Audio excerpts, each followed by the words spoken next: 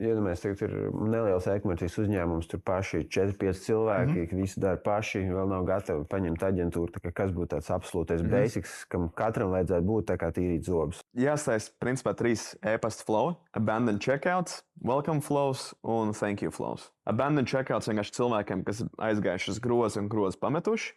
Tur es principā liktu iekšā 4-5 e-pastus. Tos e-pastus var veidot teksta formātā, pavisam vienkārši.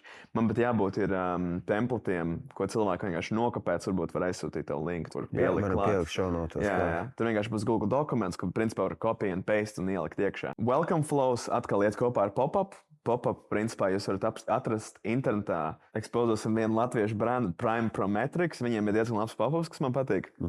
Tas, pieņemsim, jūs varat nokopēt, kas viņiem strādā, vai atrast citus brandus, kas jums patīk, un nokopēt, kas viņiem strādā. Un thank you flows vienkārši cilvēkiem, kas veikuši pirkumu. Jūs paskaties pa viņu pirkumu, varbūt mēģināt piepārdot kaut ko ekstra klāt. Arī tajā pašā templatā, kas iet par abandon checkout, tur būs klāt šie paši e-pasti.